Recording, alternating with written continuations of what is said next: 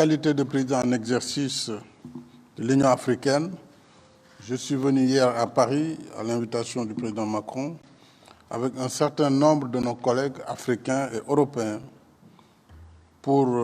ainsi que le président de la Commission de l'Union africaine pour poursuivre nos consultations. Et je dois dire que ces consultations, en prélude au sommet qui se tiendra tout à l'heure à Bruxelles, ont débuté déjà lors de la réunion du G20 à Rome et se sont poursuivies au Forum de Dakar pour la paix et la sécurité et le mois dernier à Bruxelles. Donc hier, c'était vraiment la dernière réunion de réglage. Et ici à Paris, nous avons surtout échangé hier nuit, comme l'a dit le président Macron, sur le sujet de la sécurité et de la lutte contre le terrorisme.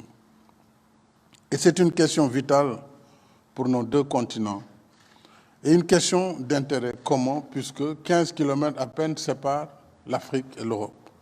Donc tout ce qui touche l'un touche également l'autre et vice-versa. La lutte contre le terrorisme est devenue depuis plus d'une décennie un défi majeur pour l'Afrique.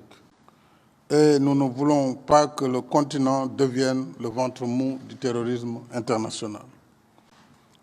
C'est pourquoi nous souhaitons ardemment poursuivre avec nos partenaires européens les efforts solidaires déjà engagés de longue date que nous avons toujours salués, en particulier la présence française au Mali, et le président l'a rappelé à la demande des autorités maliennes, déjà depuis 2013, sous différentes opérations, Serval, Barkhane, ainsi que la présence européenne.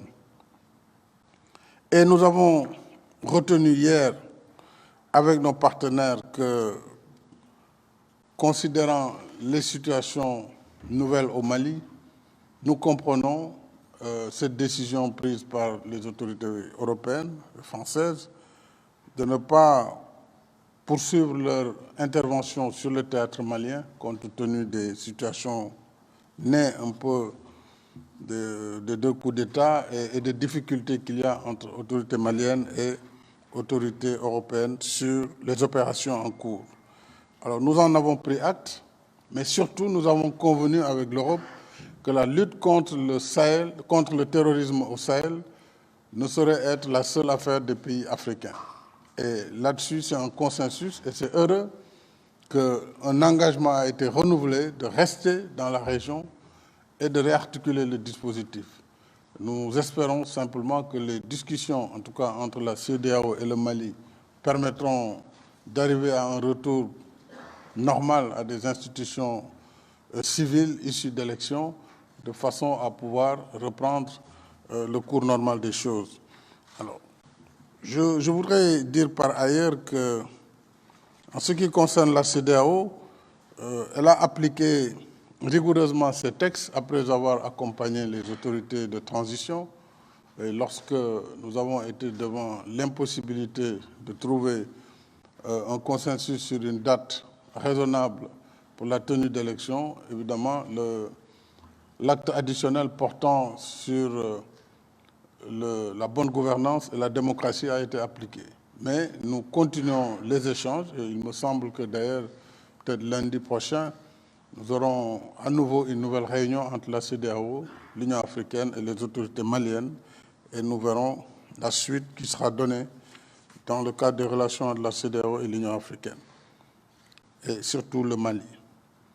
Et je voudrais dire que nous avons quand même salué les efforts de la France, les sacrifices également, et c'est aussi l'occasion pour nous incliner devant la mémoire des soldats tombés au champ d'honneur, au Sahel, pour lutter contre le terrorisme. Et nous avons salué également la position de toute l'Europe qui a été réaffirmée hier de continuer sa présence en Afrique et au Sahel pour lutter contre le terrorisme, parce que ça ne saurait être une lutte qui serait laissée aux seuls Africains. C'est une lutte globale et je crois que c'est le plus important. Maintenant, nous allons tout faire pour que les situations reviennent à la normale. Voilà ce que je voulais dire. On vous remercie encore une fois pour cette position et cet engagement renouvelé de rester en Afrique. Merci, Président. Merci. La parole maintenant au président Nana Akufo-Addo, président du Ghana et président en exercice de la CEDEAO. Je dois dire d'ailleurs que le problème de la sécurité, de la lutte contre le terrorisme en Afrique dépasse le cadre du Sahel. C'est toute l'Afrique aujourd'hui qui est atteinte et nous devons rappeler quand même que la réponse doit être une réponse globale puisqu'il appartient d'abord au Conseil de sécurité des Nations Unies en premier chef de lutter contre l'insécurité et de promouvoir la paix partout dans le monde. Lorsqu'il s'agit de l'Afrique, je dois dire que nous essayons aujourd'hui entre Européens et Africains de bâtir une stratégie commune, mais au-delà de l'Europe, il faut que tout le monde s'y mette parce que lorsqu'il s'est agi de lutter contre le terrorisme ailleurs dans le monde, il a fallu des coalitions globales. Il n'y a pas de raison que quand il s'agit de l'Afrique, qu'on en fasse une affaire des Africains et de quelques pays européens ou de l'Europe qui accompagnent. Il faut un mouvement plus vaste, il faut stabiliser l'Afrique, il faut promouvoir le développement sur le continent et c'est justement l'une des raisons principales de ce sommet de Bruxelles cet après-midi. Et je pense que les Africains eux-mêmes se sont engagés très sérieusement, le président du Ghana l'a dit, et nous apprécions naturellement le soutien de l'Europe, de la France en particulier, dans ce combat. Mais c'est un combat qui va au-delà de l'Europe.